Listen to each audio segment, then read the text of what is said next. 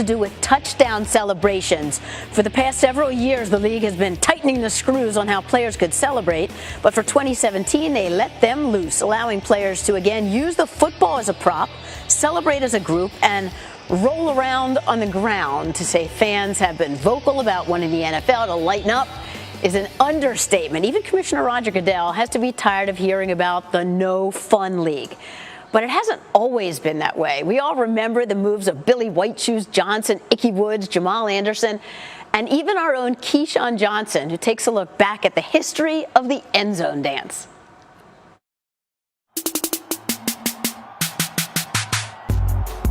The entire world is his dance floor, and he can moonwalk it.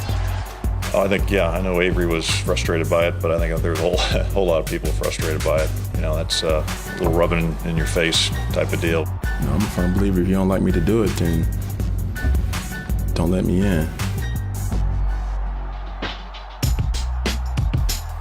Cam Newton, despite all the controversy he's generated, wasn't the first guy to celebrate after a touchdown.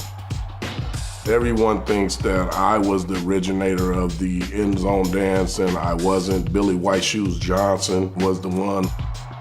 In 1974, Billy White Shoes Johnson busted out the funky chicken. I took a dare, to be honest with you. I did do as I said I was going to do. I did dance in the end zone and did some other little antics, but it all came about of being fun, of just doing something that's unique, something that can get your team motivated.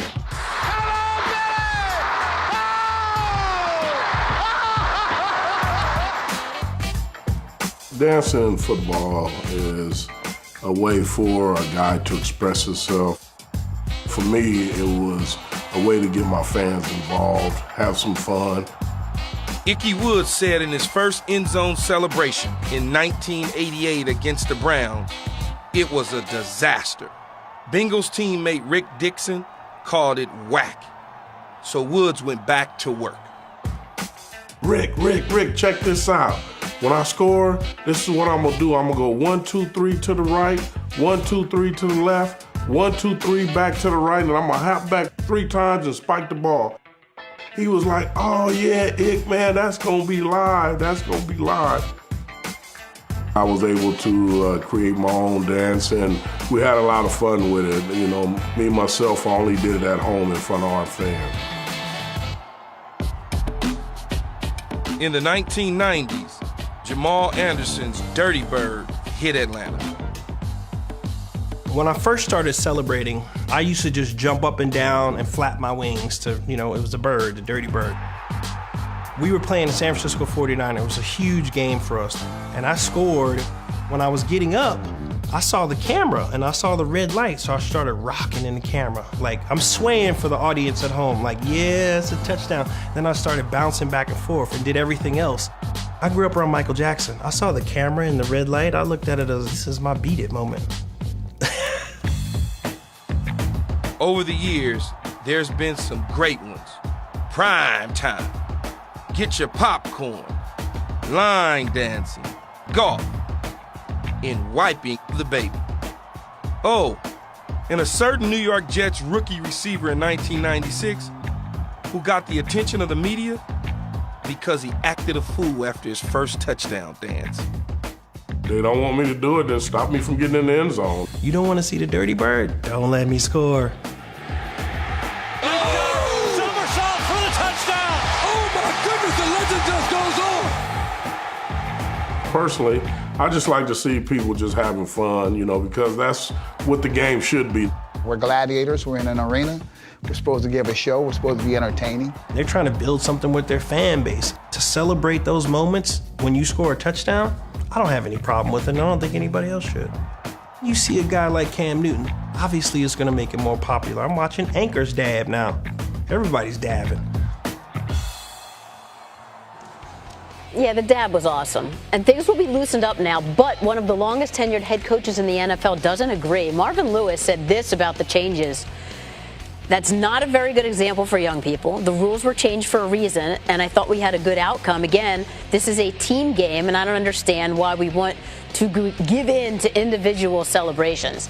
So a lot of the reaction to Marvin's comments have been like, he's the old guy saying, get off my lawn. Exact hater. Are you kidding me? Like his player. But it was changed for a reason.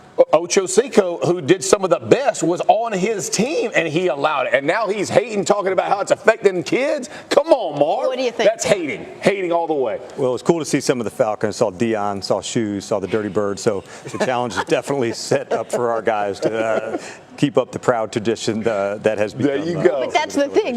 These guys could be spending a lot of time choreographing. Now they know. How will you address that? I think we would know if that was getting to be an issue. Honestly, they'll have a blast playing together, and this is just one more example of that, and their appreciation for one another. That's usually what happens in the celebration.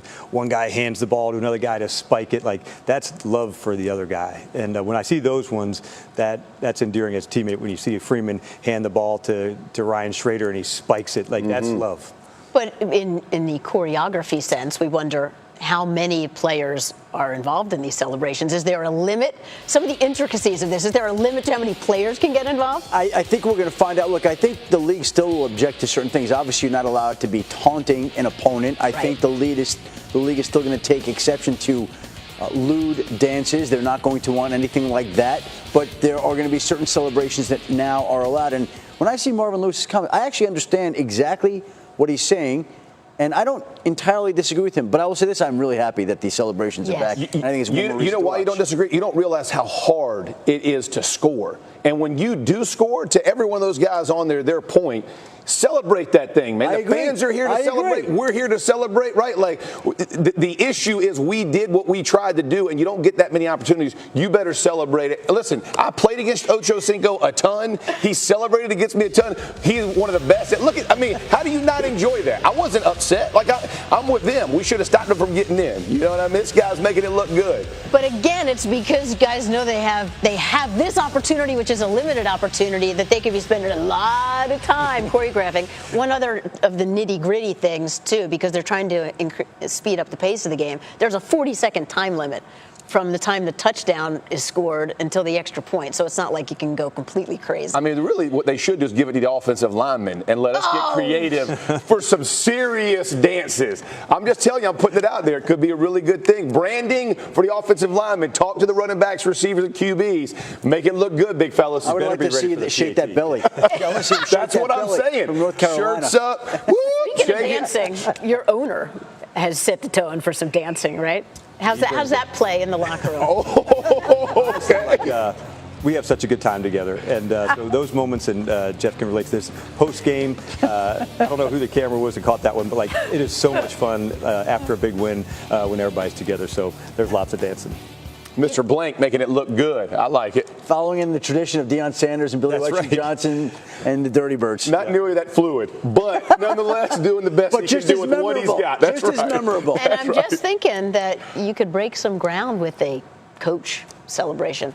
Oh. This one we'll leave to the players. When we were all in the backyard playing and we scored, the players, they were the ones celebrating, not the one who designed the play over there. You go down to the car and turn right, you know. Now, I'm just thinking when you get back to the Super Bowl, maybe you save it for that, right? The first ever coach celebration.